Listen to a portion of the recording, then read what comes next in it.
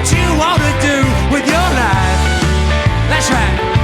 He said to stop chasing them girls, son, they only gonna waste your time. And if you're running with the devil, Lord, he's only gonna leave you behind. He said, son, they'll look you right square in the eye while they're robbing you blind. Well, you gotta walk through this life with a smile and a free state of mind. All the time, that's right.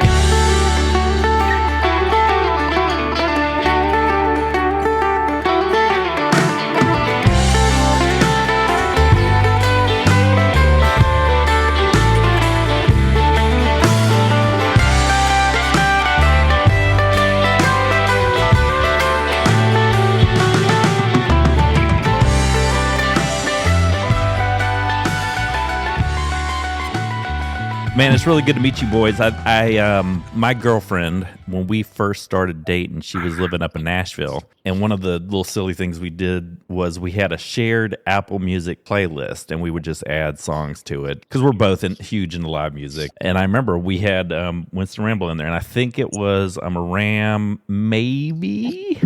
And but I was telling her we were going to be chatting, and she reminded me that we had y'all in our little lovers playlist. Hey, that's awesome.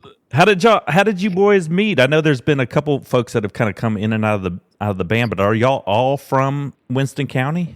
Ben and I are originally from Haleyville. Okay. Haleyville. As they say it.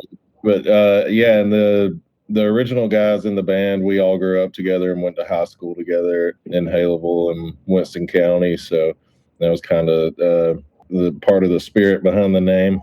The other guys in the band, we just became friends with from playing in Birmingham and stuff. And so they were just a natural choice when we had to find some other guys. They had played with us a bunch and everything too, so they knew the vibe. We're big fans. Yeah. For a long time. I suspect that y'all are a little bit younger than me. I'm just an old fogey, but I couldn't help but notice, and we can talk about y'all's albums, EPs, and singles and stuff. But I couldn't help but notice Decoration Day on Volume 2 of Heaters, and with y'all being so close to Muscle Shoals, how much is that stuff? Is that music in the drinking water up there? Was that with Truckers and Jason Isbell? Was that a influence on y'all's music? They say it's in the river, apparently. But yeah, we definitely grew up listening to those guys, the Truckers, hearing about them. And the Shoals was in Alabama, Mecca for music. Yeah, we were close to there. Florence, it's funny, Florence and the Shoals was the big city. Yeah, to go to from Halo, which is if you want to go somewhere, you go to Florence. Yeah, but which is crazy to think about. Yeah, they had them all, so they were doing better than us. Yeah, and then we lived up there as the band for a couple years together. Back with the other guys, we all had a house together and kind of ran the shop out of there for a while, and then came back to Birmingham, and now we're a little bit spread out, but Birmingham's definitely home base. Just about Decoration Day, it's funny you bring that up. We played that at some event, some kind of festival thing in Alabama, and somebody came up to Taylor and told us hey, that's my family. Thanks the story in that song. It was we met those people a couple years ago. There was a feud and parts are exaggerated here and there, but yeah. but they were we know those people related to those people. Crazy. I saw those guys. They do this annual Heathens Homecoming in Athens, and I had never seen them live. I had never seen them live before, but I was able to get over there and check them out last year. And man, that's a fucking rock band right there. Not to focus on them too much, but if I want to get fans, I always judge music based on how fast it makes me drive in the car. If I really want to get things going, I'll just turn on Sinkhole, and you better get out of my way because I'm. That's me with Hell No, I Ain't Happy. Hell yeah! Just turn it on and crank it. Yeah. So that self-titled album, where did y'all record that? The first album, Winston Ramble. Where'd y'all put those tracks down at? Yeah, that was at Welcome to 1979 in Nashville. And yeah, we got hooked up with that place through Scott Boyer produced that. I guess not senior, his son, and he was just around Florence and stuff. He helped us for a long time, just booking some shows and stuff like that. And we met him through an open mic in Florence one night. At the time, we just all like pulled up, all five of us, and we're like, we're gonna open mic a full band, and but he happened to be there and like saw it and dug what we were doing. So he produced that album. And yeah, that was kind of why it ended up more acoustic than electric too, was he just, when he had seen us, he saw us playing acoustically and he was like, y'all should try to tap into that for sure. So yeah, that was kind of how that came together. And yeah, but Welcome to 1979, there's some cool folks up there and they've got some like awesome old gear, and we recorded it to tape, which was a cool experience and everything. We just wanted to try to go more old school, and that seemed like the place to do it. Yeah, it sounds great.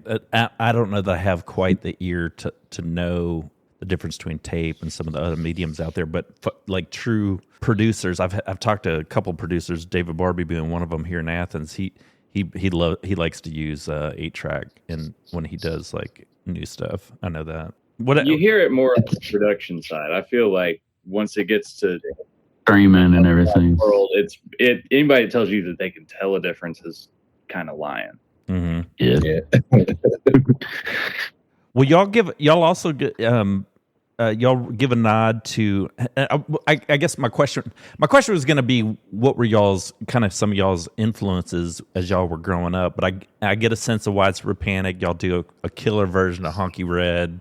Me and my uncle, Grateful Dead. I mean, y'all are a little bit younger than me, but definitely got a lot of the same musical influences. But I was going to ask you though, what kind of got y'all interested in playing music? Were there particular artists that y'all really loved growing up? And I just figured I'd open it up with that. I'm curious to know what y'all were listening to. Leonard Skinner. Yeah. Lots of Skinner. I was really into like classic rock, older like 70s stuff. I like the pretty much what you hear on the classic rock radio, all the jams, all the hits, Tom Petty and stuff.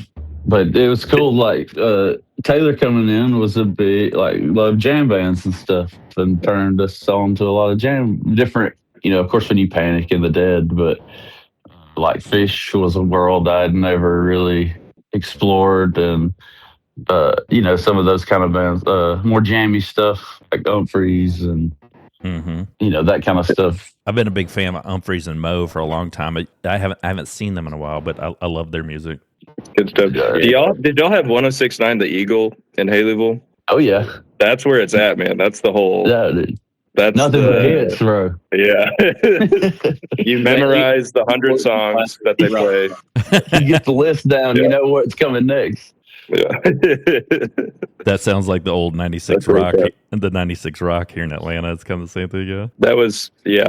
And it was they had a rebrand when I was a kid, and I would get driven to school by my neighbors because my mom was a teacher. But she would turn on, it was either the country station or the classic rock station. And so I memorized both of those eventually. But 106.9 was funny because they had a rebrand, and it was the new 106.9 The Eagle for like 7 years. That's the thing too, I think. In Haleyville, where we grew up, there was a radio station there that kind of served kind of the Tri-County area there, Winston, Marion, Franklin County, and it was big, especially when we were kids. Shout out WJBB.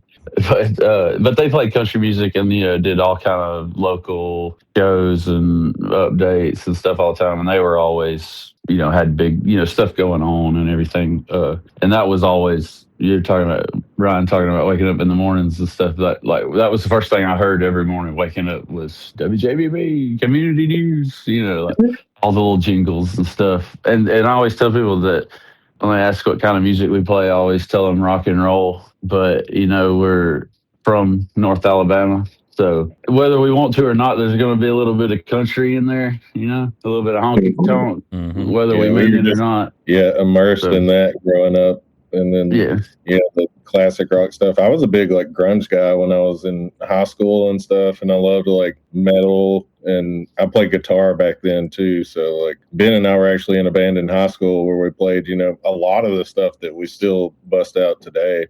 Also, and a lot of stuff we don't play now. The Nickelback. Hey, Nickelback was people talk about Nickelback, but they were so fucking good. They get it back 2006. They were the hottest good song. Just good songwriting. I'll even take it a step further and say, somebody Creed was good, yeah. I think. Yeah, man. You're talking to two of the biggest Creed fans in the state right here. Justin and Ben. No doubt, man. No doubt. I'll unashamedly claim Creed. The thing is, with all these bands, you got to dig in. You can't just like the hits are the hits, and that's cool. But like, just like Leonard Skinner, or somebody says Leonard Skinner, like they're the best Leonard Skinner songs are the ones that they don't play on the radio. It's like the deep cuts; those are the best ones. Mm-hmm. It's like that with most bands, I think. Yeah, that's how you really hear a band, Well, Drew and Taylor, I'm curious to know what kind of axe y'all are wielding. I haven't seen y'all live yet, and I was curious what your guitars of choice are, what your rig looks like, what you're running through. Taylor's got quite a catalog. Yeah, I'm actually working with a guy in town, Ryan Yeager. I call him Uncle Red, and he's actually pretty gifted when it comes to putting guitars together, and he's built a Strat that with a couple extra switches and things that is a hot rod that I play a lot of, and that's on all the heaters. And then there's a couple other fun things. I got a Paul Reed Smith Swamp Ash Special. That's a really great guitar. And then it's only tellies. Yeah, a few tellies. Taylor, what's your talk about the Firebird? Taylor, I was going to ask you, from a sound perspective? I mean, how do you feel about a Strat versus a Telecaster? Like, what's the difference in tone on those guitars?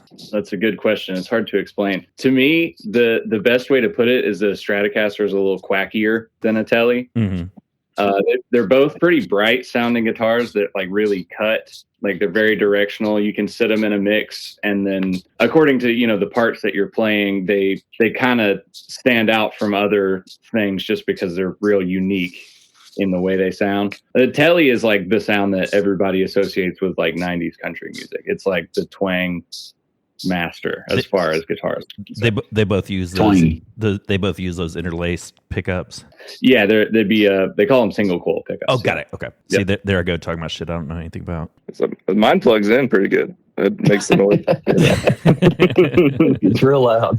Justin, from a mandolin player's perspective, what's your take on the rise of like Billy Strings and Mountain Grass Unit? These guys that are like it seems like that's really kind of the jam right now. But being a mandolin player, are you happy to see more of that, or what do you think about that whole scene? Yeah, jam grass, is that what they call it? That's definitely like one of my big, several of my big current influences. And that was I'm wearing a Mountain Grass Unit shirt right now, and those guys are buddies.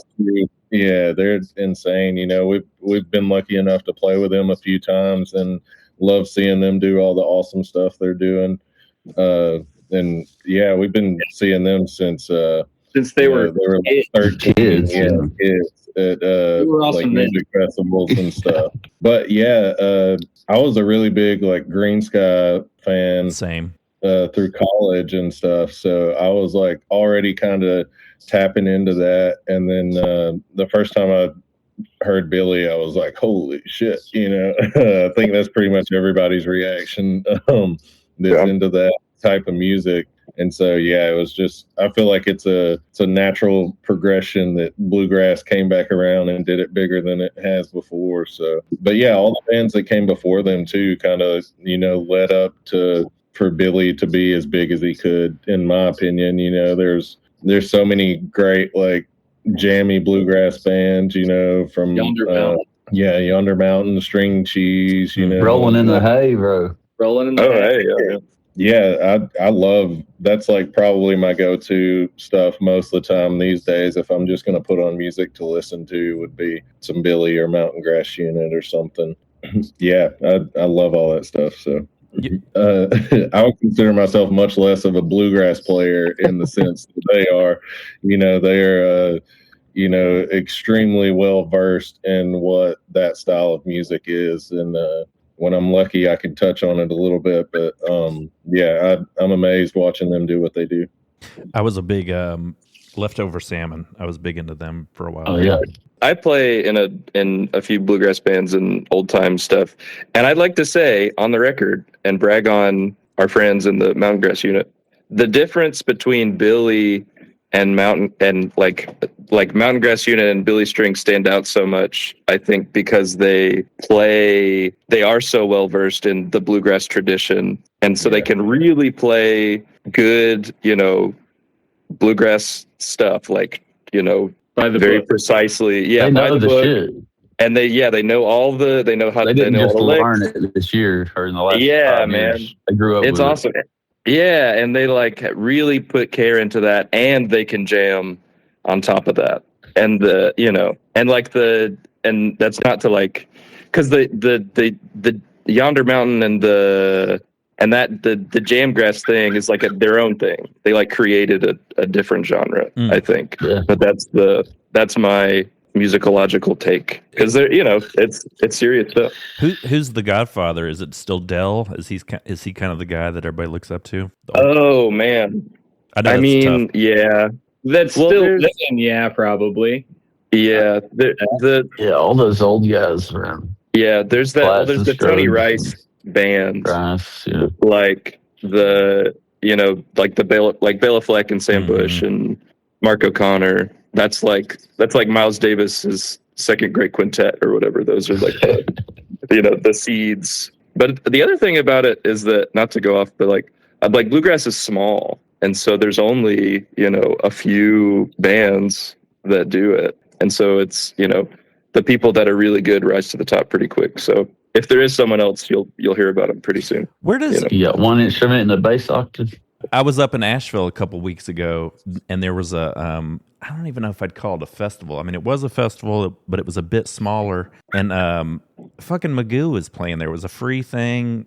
Where do those guys fit in? Like, how would you classify those guys? Oh, see, that's one that I'm not familiar with. Oh, okay. They pop up because they're so they pop up so quick.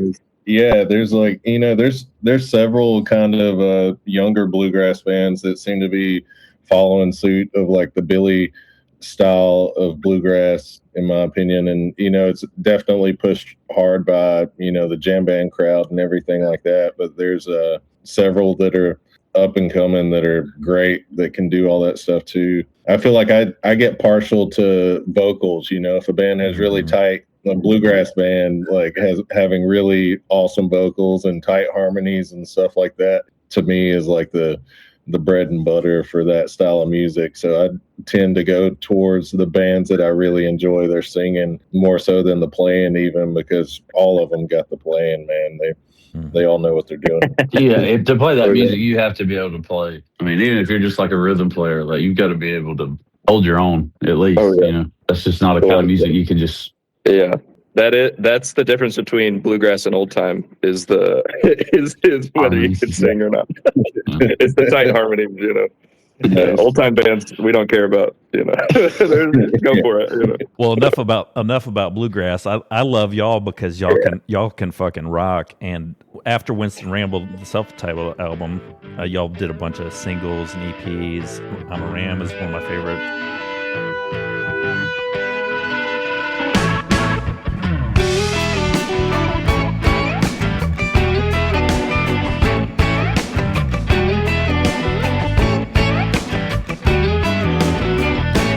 You can drive on until I get there. You can drive on until I get there. 'Cause I'm a ram, yes I am.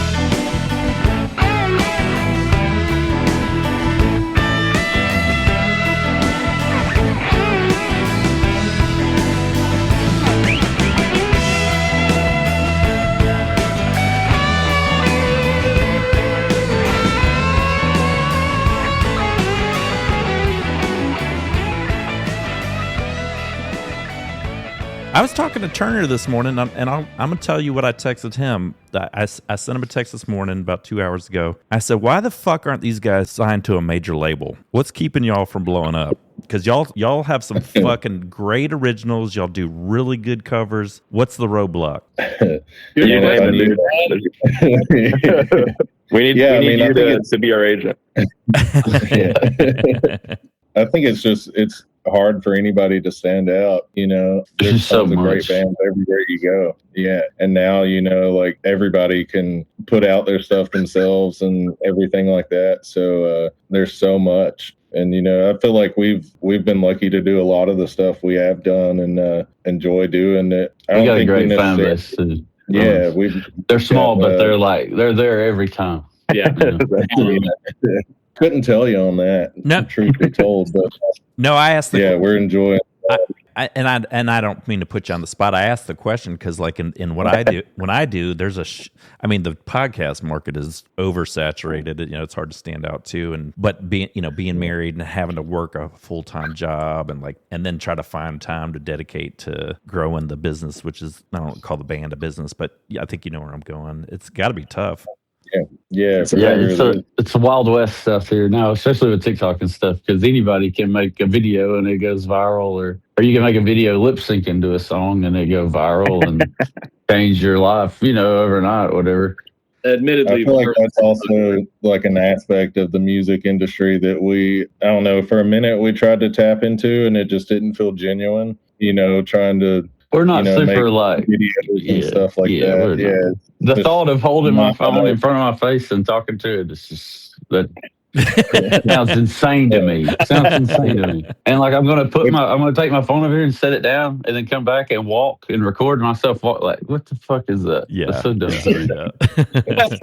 I get why people do it, but yeah, well, that's another reason. Like we were talking before we started recording, that's another reason why I don't do video. I feel like a lot of podcast folks they'll do video interviews and then they'll chop them up and put them out in these bite-sized segments. And I'm just not interested in that. I love the story, the background on the people. Like that's all I give a shit about. And like trying to take people's stories and chop them up into sellable bite-sized chunks just doesn't interest me at all. Yeah. I feel like too, I kind of romanticize the old way of, big bands having a little bit more mystery to them than like, you kind of got to dig to find out, what this guy's about or whatever. And that kind of adds to the allure to, the rock and roll for me. Mm-hmm. And I feel like some of that, there's pros and cons for sure, because, you can really get personal with your fans and stuff like that if you are out there, different social medias and stuff like that. But also, I think it's cool to just, get up on stage and bust out a show and let that be what it's about. And that's the only thing it's about, so is playing the tunes. I respect that. To further get ourselves off the hook, to further change blame, you talk about like a major record label. The music industry music period is changing so much, and we're talking about TikTok and stuff. There aren't really a lot of labels doing any business, because when like people have this idea buying CDs. Or people have this idea of used to that. What do you need a label for? Right. Yeah, there was a record industry. It was, there was no music industry. It was selling records. And now what do you do when no one buys records, And so everyone's kind of figuring out what that means. And like Justin said, I think for us, it just means playing for people that want to listen, and figuring that out. It's just a different landscape. So now the biggest bands that I know of are all jam bands that the people really selling stuff out are people that are doing new things every night and that don't really release records. Anyways, but it's just different. Well, I asked the question partly because when I did sit down with David Parby, I made the comment to him about, with everything going to streaming and streaming not really paying shit unless you're Taylor Swift or somebody big. Yeah, right. He said artists don't put out records to make money. I mean, it certainly is a thing to be able to sustain life. He said, but musicians put out albums and play music to get validation from their fellow artists and such. I'm paraphrasing a little bit, but I don't know what's your take on that. Well, it's like the saying is like people used to go on tour to sell records, right? And now you make a record to go on tour. Yeah, that's exactly what he's told me too. Yep. So it's just different, But people, there's still the music was never the music. Music is an art form, and that's what it is. And so the way that you do it, I don't know. I'm a big fan of Charlie Hunter, the great guitarist. He said, all my heroes just got in a van and, played, went around and played live. It wasn't about like, that has always been the thing, is playing your instruments for people. And I think about that a lot. Well, y'all, that'll always be there. Well, y'all's sound is killer. I love it.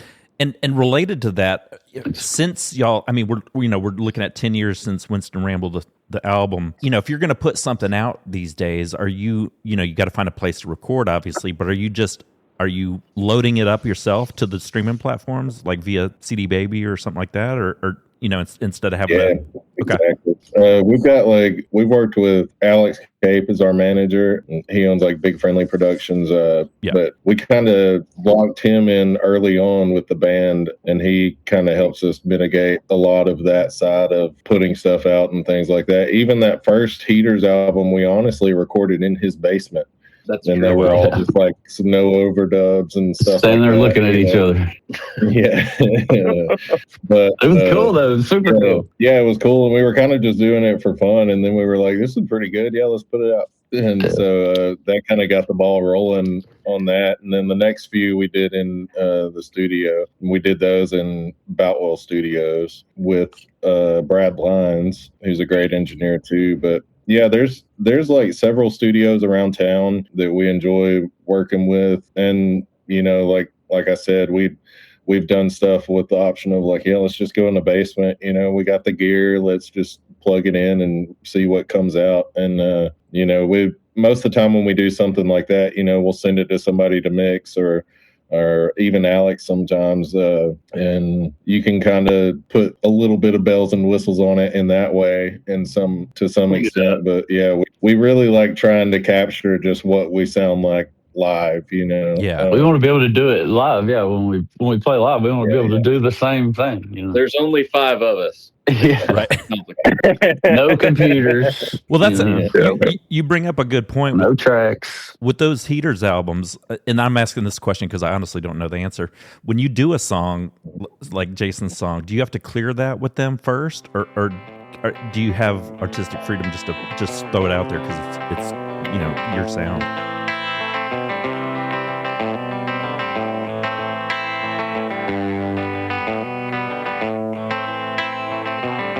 Decoration Day, and I got a minor old stone on his grave. What would he say? He'd say, keeping me down, boy, won't keep you away. It's Decoration Day, and I knew the hill boy who put him away, but my daddy, he wasn't afraid. He said, fight till the last Lawson's last living day. Well, I never knew how it all got started. The problem with Holland before we were born. And I don't know the name of the boy we tied down and we beat till he just couldn't walk anymore. But I know the caliber in Daddy's chest. I know what Holland Hill drives. The state let him go, so I guess it was best, 'cause nobody needs all us Lawsons alive.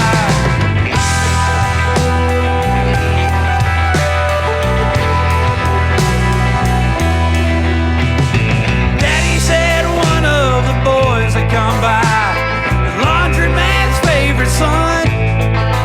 He said beat him real good, but don't dare let him die. And if you see Holland Hill run, well, I said they ain't give us trouble before, that we ain't brought down on ourselves. But a chain on my back and my ear to the floor, hell, I'll send all the hill boys to hell. I'll send all the hill boys to hell.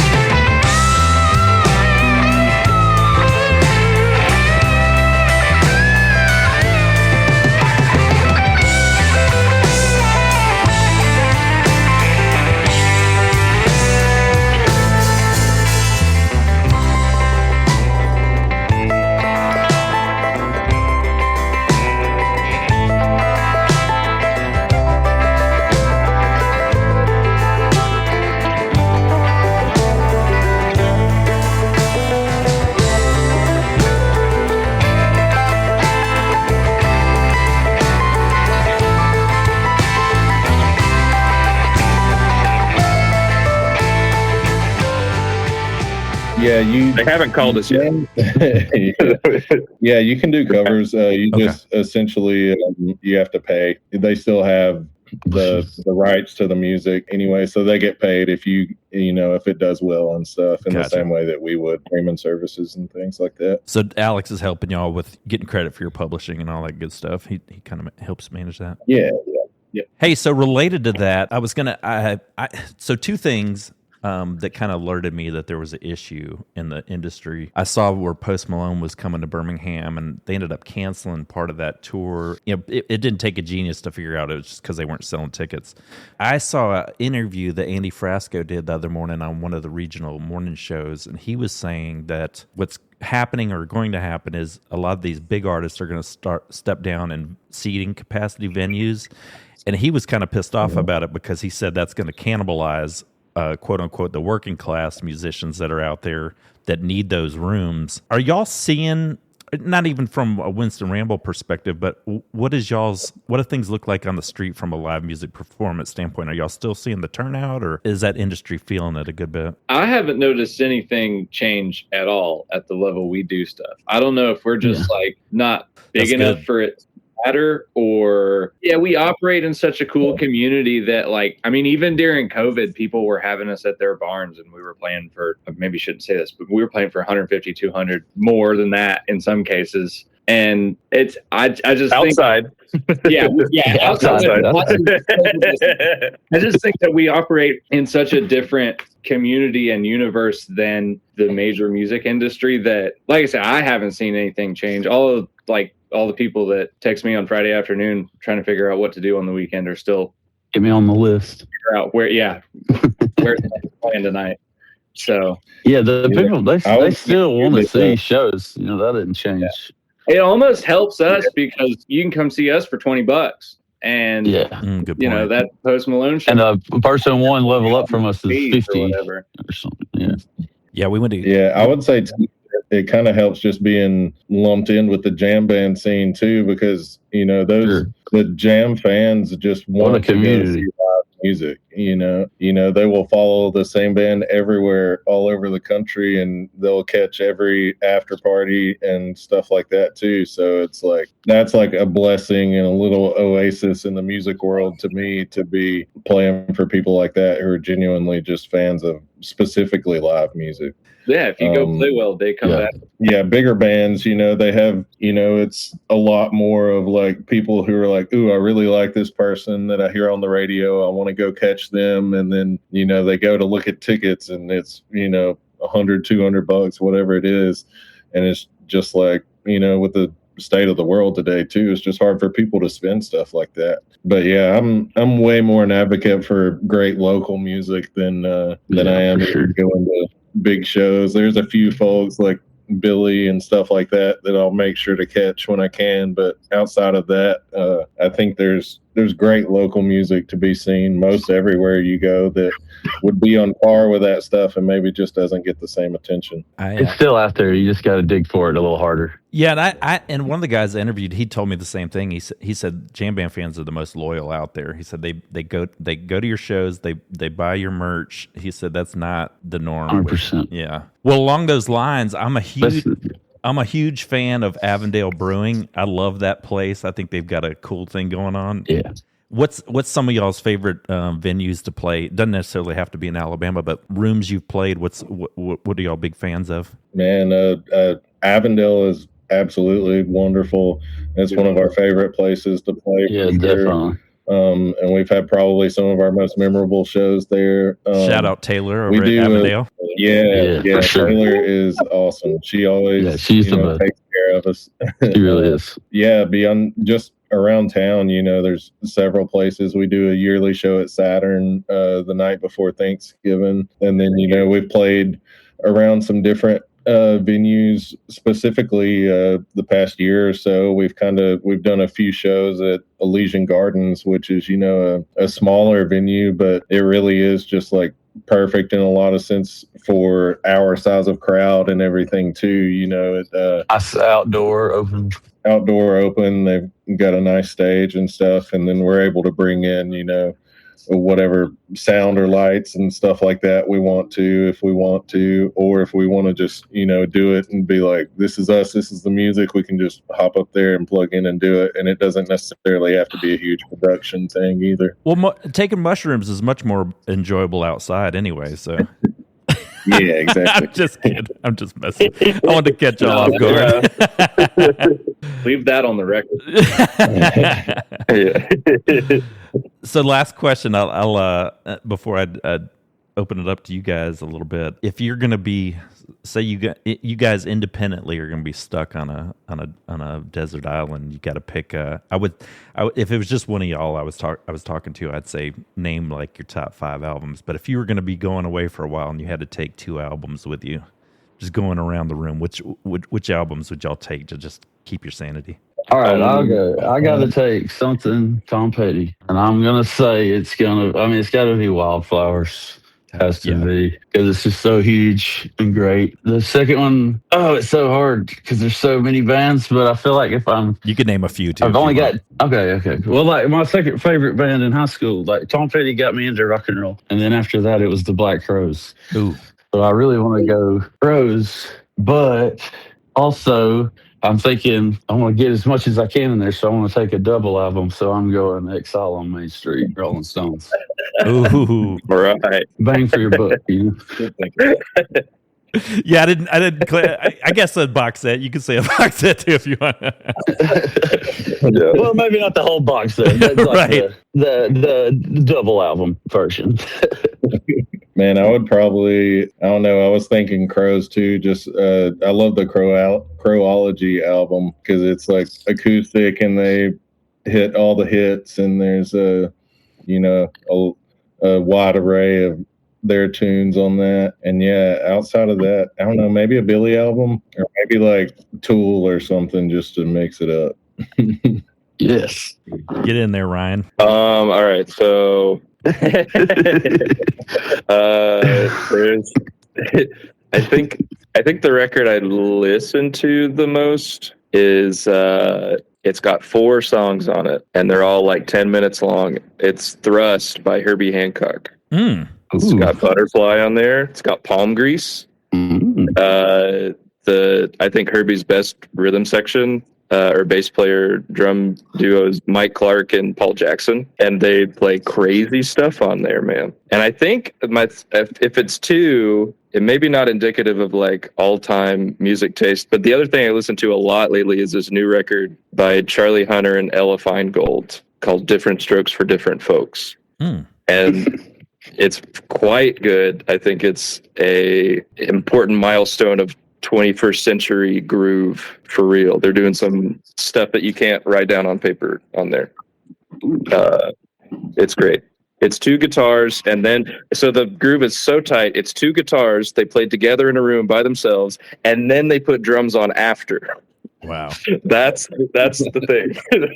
It's so great. But that's me. Since I'm on an island, Changes in Latitudes, Jimmy Buffett. Ooh. Yeah. And I'm sounds like we're going to have a party on this album. It's going to be. And I'm picking a Grateful Dead show because it was released as an album, but the date is May 28th of 77. Ooh, good year. Is that Europe or is that in America? It's Hartford, Connecticut. Okay, got it. It's like a month after the Cornell show that everybody's. Yeah. Oh, interesting. What do you hear? I want to know what you hear What do you hear in that? They're just really tight. It's really sharp. It just all of the tunes are played really well. There's no like half-assery as can happen on some great tapes. And it's everybody's like very lucid and playing well and sharp the whole way through. And there's great jams. It's good. I do need to say that Europe 72, there's a couple albums. I don't go do the whole thing, but yeah, Europe 72 for me was a moment. That changed my life 100%. Yeah, same here. By the Dead. We got everybody, didn't we? And Yeah, we did. yeah, I think I'd drop the Tool though, and I'd add "Oh Brother, Where Art Thou" soundtrack. Hey, Oh yes, yes. That's a good on an island for sure. Big Rock That King. is a good one. Well, man, it's funny because I've known who y'all were for a long time, and I suspect that there's probably some people that may listen to this that don't know y'all. And I gotta tell you, y'all fucking sound amazing. I love what y'all are doing. Keep pushing forward. Y'all are a fantastic band, man. Not that I'm a music critic or anything like that, but y'all just sound so good together. I appreciate y'all a bunch. Is there anybody that y'all want to give a shout out to? How can people find you on the socials, all that good stuff? Yeah, we're on most of the social stuff, Instagram, Facebook, all that. We've got some shows coming up where we've kind of been of the mind to space out shows versus road dogging it real hard. The past like year or more, and so we're trying to make these shows more deliberate every time we play them. But we've got a show coming up this month on the 30th in Huntsville at Rocket City Honky Tonk. So that'd be a good place to catch us if you're around that area.